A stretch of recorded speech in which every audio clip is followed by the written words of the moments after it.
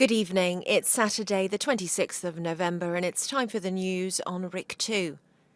President Nikos Anastasiades has reiterated his determination to do all he can so that all Turkish troops leave Cyprus and the divided island is reunited under a federal umbrella. At the inauguration ceremony for Patikyon Theatre in Limassol last night, the president also said that Greek Cypriots and Turkish Cypriots can live together and jointly enjoy the rich culture of the island. In the meantime, preparations are underway in view of intensified efforts next week for the resumption of the UN-brokered Cyprus talks that were suspended in Switzerland early on Monday. UN Cyprus envoy Espanbath Aida is set to hold meetings in Nicosia on Monday with both Anastasiades and Turkish Cypriot leader Mustafa Kenci. And on Tuesday, British Foreign Office Secretary Boris Johnson is expected here in Cyprus to exchange views on security and guarantees with the island's leaders. Since Britain is one of the island's guarantors, along with Greece and Turkey, the visit is considered to be of high importance. London and Athens have made clear they no longer wish to maintain that role, but Ankara, which still occupies the northern part of Cyprus following its 1974 invasion, insists on the opposite. Nicosia's position, shared by Greece and Britain, is that guarantors with a right of intervention are unacceptable in a reunited federal Cyprus. Cyprus has sent more reinforcements to neighbouring Israel to assist in the firefighting as flames spread across Haifa and other parts of the country. A civil defence spokeswoman said a team of 28 firemen, 24 civil defence rescuers and 17 forest rangers departed early this morning for Israel to help put out the fires raging in the country the last few days. Cyprus had also sent on Thursday 2 pilots and 4 support crew in a Forestry Department aircraft-type air tractor, following a request by the Israeli authorities. The fires in Israel that have been burning in multiple locations since Tuesday intensified on Thursday due to dry weather and strong winds. For the fires in Israel, assistance was also offered by Greece, Croatia, Turkey and Russia.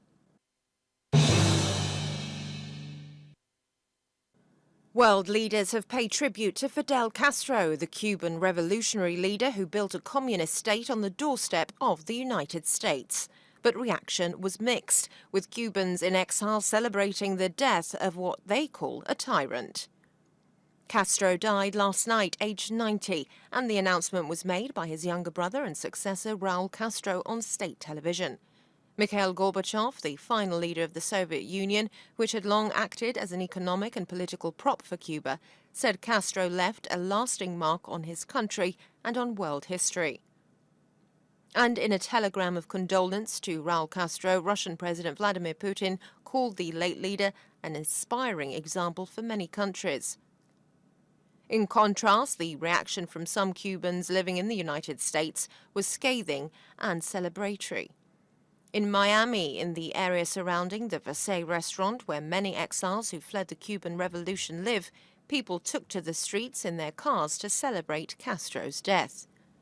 Moreover, U.S. President-elect Donald Trump gave his first reaction to the death of Fidel Castro, saying on Twitter, "Fidel Castro is dead," without elaborating.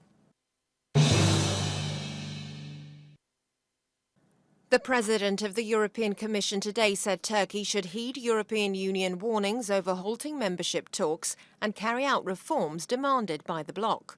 Jean-Claude Juncker said Thursday's vote by the European Parliament to suspend talks with Ankara should not be underestimated.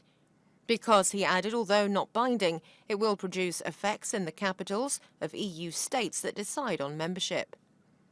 Juncker also dismissed President Tayyip Erdogan's threats to end a refugee deal with the EU that has sharply reduced the flow of migrants to Europe from the Middle East and Asia.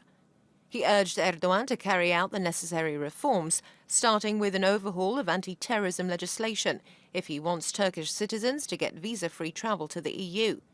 This is a concession which is part of the refugee deal.